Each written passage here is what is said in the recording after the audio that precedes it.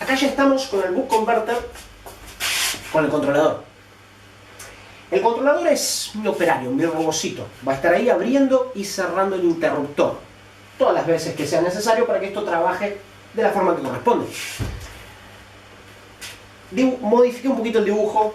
Podemos ver que ahora tenemos ground acá, la línea, bien, 20 volts, porque mi operario, mi funcionario, mi controlador va a necesitar estar alimentado. Va a recibir 20 volts, también va a tener, obviamente, una conexión a ground. ¿Y cómo va a trabajar esto? Fíjense que yo agregué el controlador y reemplacé el interruptor por un MOSFET. El MOSFET va a trabajar como interruptor. En el momento que este MOSFET no tenga tensión en su gate, que es este terminal que está conectado al controlador, este MOSFET va a estar cerrado, va a ser un interruptor cerrado. La corriente va a venir por acá. Acá yo tengo un diodo en inversa, choca contra el diodo, por acá no pasa nada, la corriente no llega hasta el otro lado, no hay vuelta, fin.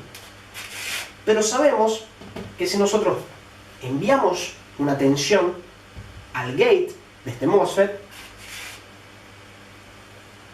vamos a hacer con que el interruptor se cierre. En este momento el diodo ya no vale nada. Cuando el controlador, mejor dicho, cuando el controlador envía una tensión hacia el gate de mi MOSFET, esto ya no es más un MOSFET con diodo, no, esto es un interruptor cerrado, esto es un puente. En realidad va a tener una resistencia muy mínima, pero muy mínima, muy ínfima, y para todos los efectos va a ser un puente, un cable. Esto se transformó en un conductor y va a permitir que la corriente pase por él. Siempre que el controlador esté enviando el pulso al gate. ¿Por qué digo pulso? Porque va a trabajar exactamente como vimos con el tema del time on, del encendido y apagado.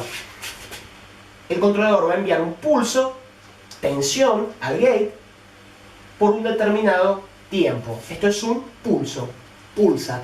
¿Vieron como esos aparatos que se les ponen a la gente que está en el hospital? ¡Tum! ¡Tum! ¡Tum! Pulso. Va a pulsar, va a pulsar, va a pulsar, va a pulsar. Lo único que esto obviamente va a ser cuadrado. Son pulsos de onda cuadrada que los vamos a llamar de PWM. Pulse Width Modulation. Vamos a tener un pulso así, cuadradito, que este va a ser el tiempo donde el gate está recibiendo tensión y los 20 volts pueden pasar por él, y este va a ser el tiempo donde el gate no está recibiendo tensión. Después viene otro pulso para volver a cargar la bobina y el capacitor, y después se termina el pulso y se descarga la bobina y el capacitor. Es exactamente lo mismo. Vamos a ver, pulso. Todo lo que ocurre acá, vamos, recibimos el pulso, tensión en el gate, circula la corriente, carga la bobina, cargó la bobina, sigue la corriente, carga el capacitor, sigue la corriente, llega hasta mi USB. Fantástico, ya tengo los 5 volts aquí. Llega el momento de abrir el interruptor para que esto no explote. Entonces se viene mi time off. Esto sería el on y esto sería el off. En time off, el controlador deja de enviar la tensión al gate, el MOSFET se transforma en un interruptor abierto, no circula más corriente, esta línea de 20 volts empieza a descansar, ahí no trabaja, no tiene ya nada que ver con esto, es como si fuera un cable abierto. En vez de ser un cable abierto aquí donde yo pasé el dedo, es un cable abierto aquí, porque el MOSFET ya no es más un interruptor cerrado, es un interruptor abierto, el diodo no permite que la corriente pase, este diodo en inversa lo voy a hacer más grande, ¿ven? Acá tengo un diodo en inversa que no permite que la corriente pase, y esto empieza a ser un interruptor abierto.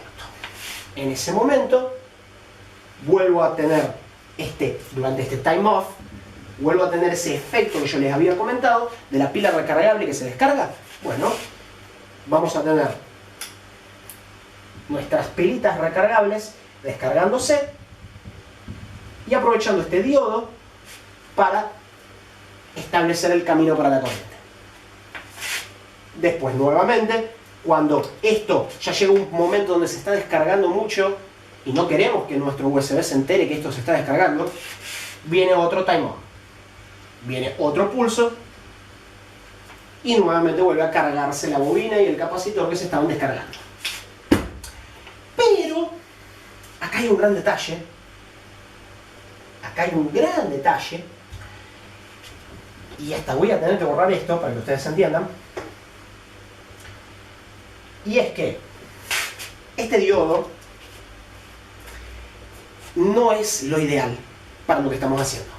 El diodo, para los que no se acuerdan, va a tener una caída de tensión. O sea, va a permitir que la corriente pase de positivo a negativo. En este sentido, la corriente pasa, joya, no hay problema. Pero el MOSFET va a generar una caída de tensión. No es un conductor perfecto, ¿no? Por eso le dicen semiconductor, ¿no? Puede ser conductor, puede ser aislante, no es un conductor, no es un pedazo de cobre. Entonces, lo que va a ocurrir es que si yo, por ejemplo, tengo 20 volts, dependiendo del diodo que yo esté utilizando, del otro lado, yo puedo tener 19.4 volts, 19.8 volts, dependiendo del diodo que yo esté utilizando. Por eso inclusive en estas fuentes, si ustedes logran encontrar aún algún equipo que las utilice, calculo que sí, yo por lo menos en lo que son notebooks y eso no la van a ver más, ya vamos a ver qué es lo que se utiliza. Solía utilizarse diodos Schottky. ¿Por qué? Porque están más optimizados para este tipo de tarea, minimizan ese desperdicio de energía, esa caída que tiene nuestro diodo, ¿no? Entonces se utilizaban diodos Schottky como para intentar amortiguar un poco eso. Además son diodos rápidos que están preparados para esta tarea de encender, apagar, porque recuerden, el diodo en un momento bloquea, en otro conduce, en uno bloquea y en otro conduce. Y eso se tiene que repetir 500.000 veces por segundo. Tiene que tener unas características muy interesantes este diodo para que no termine ocurriendo algo muy feo. Pero sea como sea un Schottky o no sea, sigue siendo un componente que no es lo mismo que un interruptor cerrado. No va a poder optimizar tanto la energía que estamos usando aquí, ¿no? Porque el objetivo siempre es poder consumir la menor cantidad de energía para lo que estamos haciendo. De esa forma también vamos a estar generando menos calor, vamos a poder miniaturizar todo mucho más. O sea, mientras nosotros logremos tener componentes más optimizados, que no nos generen pérdidas energéticas, vamos a poder tener equipos más eficientes. Y pensando en eso, volaron al diablo este diodo y pusieron otro MOSFET, porque el MOSFET, cuando polarizás su gate, se transforma en un interruptor cerrado. Pusieron otro MOSFET, vamos a dibujarlo por aquí. Yo soy medio lento dibujando MOSFETs, ténganme paciencia. Que también va a ser controlado este MOSFET por el controlador. ¿Qué es lo que me va a permitir eso? Volvamos a nuestro famoso time on, time off. En el momento que tengo tensión en este gate, esto se transforma en un interruptor cerrado, la corriente pasa, carga la bobina, fantástico. Llegamos al momento del time off. Se termina la tensión aquí. Ya no tengo tensión en mi gate, ya no circula más corriente, ya no estoy usando más esta línea de 20, quiero descargar mi bobina y mi capacitor. Necesito establecer este caminito y no tengo más el diodo. ¿Qué voy a hacer? Le envío tensión a este MOSFET. En ese momento, el MOSFET se transforma en el famoso interruptor cerrado, está muy optimizado para esto, y la corriente encuentra su camino para poder circular, se cierra el circuito, y de esta vez con un elemento que va a optimizar mucho más esta parte del consumo energético. Y lo que vamos a tener, como yo les mencioné anteriormente, MOSFET de alta, tenemos ese pulso que va a llegar al gate, que va a ser nuestro time on.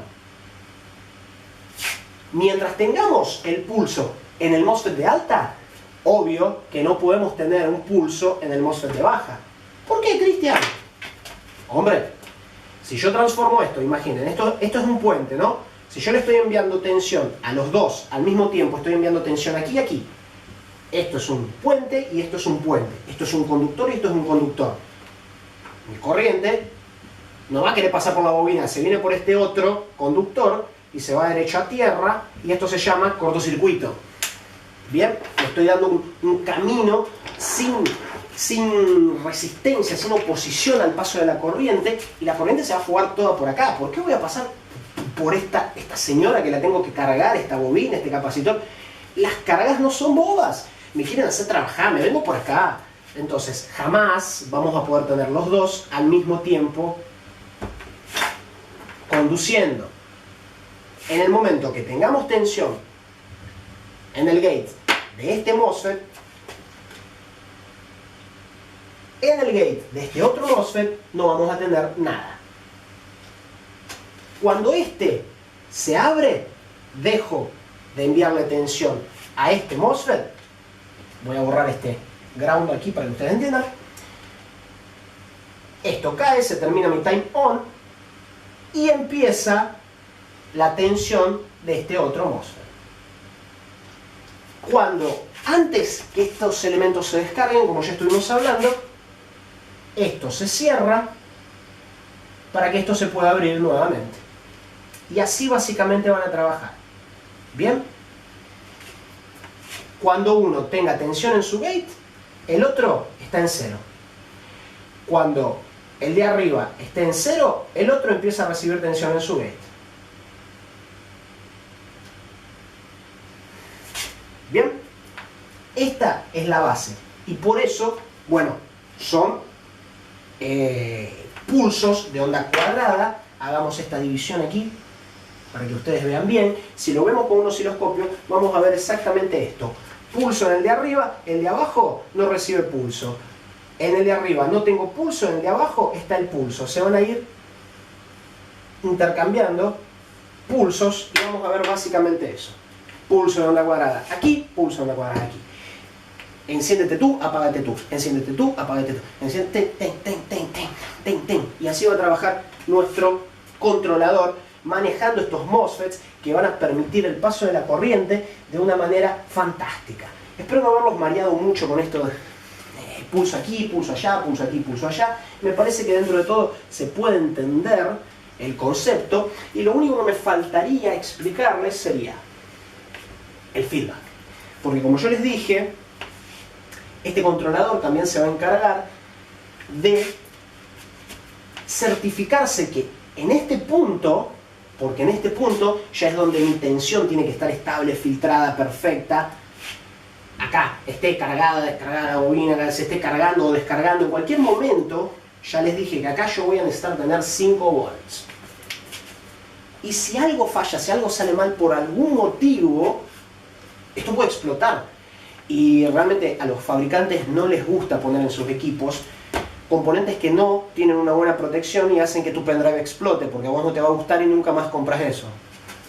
Por lo tanto, este controlador tiene una línea que retorna hacia él, que es el famoso feedback, para que él se asegure a todo momento que lo que llega a este punto está en buen estado. Es más o menos, ¿se acuerdan del rey que tenía los catadores para ver si la comida no está envenenada? Bueno, el controlador va a estar probando la comidita del USB a todo momento. Si en algún momento él detecta que algo está mal, que esa comida no es buena, que podemos terminar haciéndole mal al USB, se frena la producción, se corta todo, esto se abre, todo se abre, basta, listo, no se trabaja más. ¿Bien? Así básicamente va a funcionar este controlador, va a funcionar el buck converter de los equipos que vamos a estar revisando. Ahora vamos a ver algunos ejemplos ya en diagramas, pero esta es la base de un buck converter de una notebook, un MacBook, un desktop, una consola de videojuegos. Vamos a ver varios ejemplos. Esto se repite y se repite y se repite. Cambian los controladores, cambian cantidad de terminales, cambian algunas cosas, pero siempre van a ver. A veces podemos tener más de un MOSFET de baja o podemos tener varias fases, pero es siempre lo mismo. Esta es la base, así funciona, agregando un par de cosas, quitando un par de cosas, cambiando un par de cosas. Este es el principio de funcionamiento. Y es muy importante que más o menos lo tengan en mente, cuanto más lo tengan en mente mejor, para poder entender bien lo que sigue, para poder entender bien cuando lo ven en un diagrama, cuando tengan un defecto, para poder interpretar mejor todo lo que va a venir por adelante. Bien, cortemos por ahora. Esto repito y aclaro, evité de hablar algunos conceptos como por ejemplo el valor de los pulsos que va a ir a los gates de los MOSFETs, porque eso, bueno, ya implica un poquito más de trabajo arriba de lo que sería el controlador. Ya tendríamos que hablar de otros terminales. No quiere decir que no lo vayamos a ver, quiere decir que por ahora es algo que vamos a dejar en stand-by, porque necesitamos, antes de correr, necesitamos caminar. ¿Bien? Y si venimos con algunos conceptos un poquito más complicados, si yo en vez de hablar de... Yo acá estoy hablando de un terminal, 2, 3, 4, 5 terminales de un controlador. Pero este controlador tiene 20 terminales, o puede tener 24 terminales. Yo te la complico. Empecemos con 5, después vemos cómo seguimos. ¿Ok? Así que cortemos y sigamos ya con algunos ejemplos en algunos diagramas.